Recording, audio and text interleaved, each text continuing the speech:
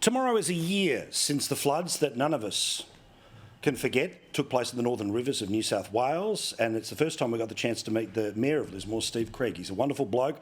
We had a chance to see him a few weeks after. Sadly, we brought the rains with us again, and it's been too long since we've had him on the telly, but I wanted to talk to him ahead of the anniversary that no one wants to remember, but we simply can't forget. Steve, lovely to see you, mate. How you been? Oh, living the dream, Paul. We've had a nice warm summer, not much rain, so we're pretty happy up on the northern rivers at the moment, but a lot of work to do. So let's talk about rebuild the full 12 months on. The majority of people have found somewhere to live or are still in temporary accommodation. What's it like for those who 12 months ago kind of lost it all? Yeah, real struggle, to be honest with you. And, we've still got probably thousands of our residents in temporary accommodation, hundreds in emergency accommodation still, and that means motels and the like up and down the coast, not back at anywhere near their home town. So, you drive around the streets of Lismore at the moment and the lawns are mowed and, the gardens are blooming, but the houses are empty and there's still a lot of mud on walls and that sort of thing. But there are signs of life. You've got to be optimistic and you've got to keep your hopes up, and we just keep chipping away every day.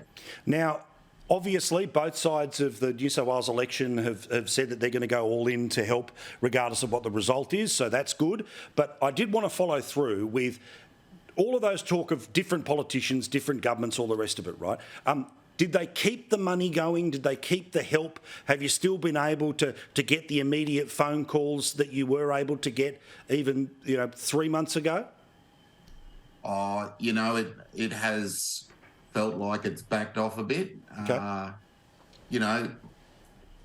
We've been buggered in a lot of ways with elections. Last year it was a federal election which halted a lot of momentum, and then you've got to build those relationships again, and then we're moving into a state election, so they're in caretaker mode as of Friday, and you just don't know what's going to happen. So at the moment, myself and our fellow councillors, I took a couple of councillors down to Sydney, Jerry Hall and Electra Jensen, just to meet both sides of politics, because we don't know who we've got to, reach out to in a month.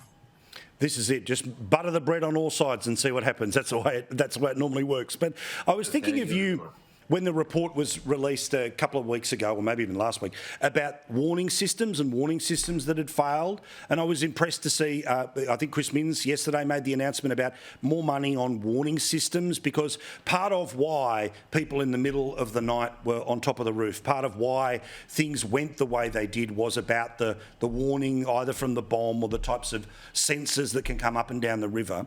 How important is it that stuff isn't just put back, but it needs to be, twice, 3 times as good as it used to be? I'm not overly bright, Paul, but I'm learning every week. And last week alone, we got a $30 million grant from the federal government, and thanks very much to Murray Watt, came up and made the announcement for an upgrade of our pump system. We still have to drive a tractor to the levee to put a PTO shaft on a tractor to run a pump to get water out of the CBD. Some of these pump upgrades we've been asking for over 50 years, believe it or not. And someone else told me last week that one of the bigger tributaries, there's been a river height gauge that hasn't operated since the 1974 flood. Wow. So you think these things are critical. I would say, based on last year's events, they're more than critical. Our lives and livelihoods are depending on getting this infrastructure in place. There's over 200 agencies with some form of input into who runs them, who manages them, who's supposed to maintain them, and actually no one knows what the hell's going on. The message is always never forget, and that's why we're going to keep doing that, talking to you as often as we can. But what is the plan for tomorrow? Is there any sort of official commemoration? Is there things you're starting to hear about inside the community, or it's one of those days where everyone knows it's 12 months and they don't need a ceremony to be reminded in a speech from a politician? Very conscious that we're not having speeches from politicians, but we have got a few things planned as a council. And, I will thank the state government, Dom Perrottet actually reached out to us and offered to support us with some commemoration events. So very grateful in conjunction with Lismore City Council. But we are actually having a private commemoration for the Bodies. We've got 420 odd names of just civilians who risked their own lives to go out and save over 4,000 of our public. And, you know, they're still traumatised, Paul. You were up here yourself. You met with some of them and, you know, it's going to be an emotional day tomorrow. Doesn't matter which way you look at it.